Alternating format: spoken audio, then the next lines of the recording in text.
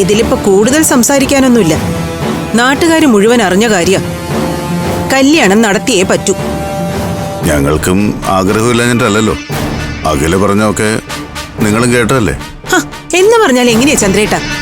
ഇതെന്താ കുട്ടിക്കളിയാ? തോന്നുമ്പോ കല്യാണം നിശ്ചയിക്ക, കുറച്ചു കഴിയുമ്പോ വേണ്ടാന്ന് വെക്ക. മാമി അമൃതേശിയും കൂടി ആരും അറിയാതെ നടത്തിയ ഇടപാടുകളാ പ്രശ്നമായത്. അഖിലയുടെ സ്ഥാനത്ത് ഞാനാണെങ്കിലും ഇങ്ങനെ തന്നെ പെരുമാറുമായിരുന്നുള്ളൂ. നിന്നോട് അഭിപ്രായം ചോദിച്ചില്ലല്ലോ. കാര്യങ്ങൾ തീരുമാനിക്കാനും നടത്താനും ഞങ്ങൾ ഇവിടെ മുതിർന്ന ആൾക്കാരുണ്ട്. ഇവിടെ അങ്ങനെ അല്ല ശീലം.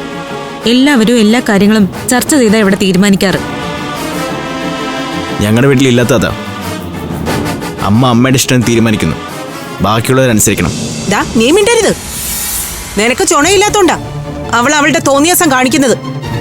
പിന്നെ ഞാൻ എന്തെങ്കിലും ചെയ്തിട്ടുണ്ടെങ്കിൽ അത് നിനക്കൊക്കെ വേണ്ടിയാ. സ്വർണം ചോദിച്ചതേ എനിക്ക് തിന്നാനൊന്നും അല്ല. മതി, ഇനി അത് പറഞ്ഞുകൂടെ ഒരു വഴക്ക് വേണ്ട. എങ്ങനെ പ്രശ്നം പരിഹരിക്കാന്ന് ആദ്യം നോക്ക്. ഒറ്റ പരിഹാരേ ഉള്ളൂ, കല്യാണം നടക്കണം.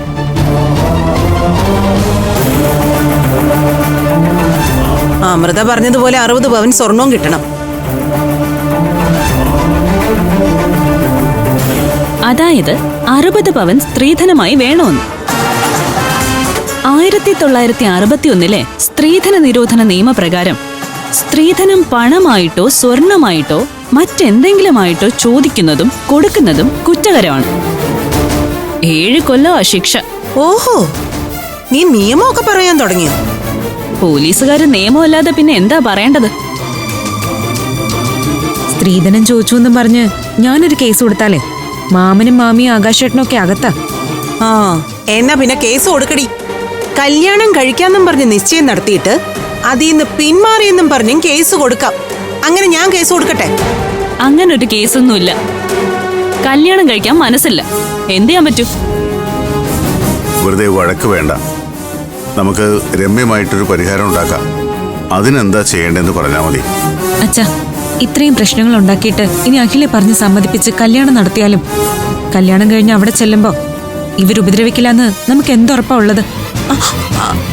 അത് പിന്നെ ഒരു വീടാവുമ്പോ വഴക്കൊക്കെ ഉണ്ടാവില്ലേ? അതൊക്കെ സാധാരണയാ. Section 498A. ഭർത്താവോ ഭർത്താവിന്റെ വീട്ടുകാരോ ഭാര്യയെ പീഡിപ്പിച്ചാൽ ജാമ്യം പോലും ഇല്ലാതെ അകത്തു പോവും. ജീവപര്യന്തം തടവാ ശിക്ഷ. കേസ് നിയമമൊക്കെ അങ്ങ് പോലീസ് സ്റ്റേഷനിൽ മതി. ഇതേ കുടുംബകാര്യങ്ങൾ പറയുന്ന സ്ഥല. ചന്ദ്രേട്ടാ, എന്താ നിങ്ങളുടെ ഉദ്ദേശം? കല്യാണം നടത്താൻ പറ്റുമോ ഇല്ലയോ? അല്ല അംബിക മാമി, ഞങ്ങൾക്ക് കുറച്ചുകൂടെ സമയം തരണം. എങ്ങനെയെങ്കിലും അഖിലെ പറഞ്ഞ് സമ്മതിപ്പിക്കാം. അതൊന്നും നടക്കില്ല. തീരുമാനിച്ച തീയതിയിൽ തന്നെ കല്യാണം നടക്കണം. ഞാൻ സംസാരിച്ചു നോക്കി. അഖില ഭയങ്കര വാശിയില്ല.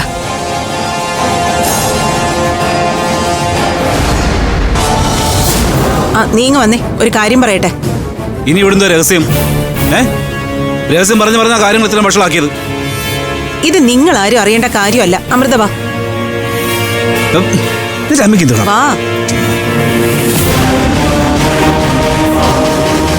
ഇത്രയൊക്കെ ആയിട്ടും രഹസ്യത്തിന് ഒരു കുറവുമില്ല.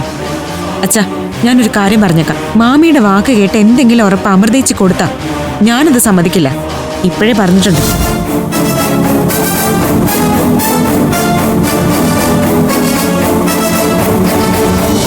ഫ്ലവേഴ്സ് സ്മാർട്ട് ഷോ ശനി ഞായർ ദിവസങ്ങളിൽ രാത്രി 9:30 ഫ്ലവേഴ്സിൽ.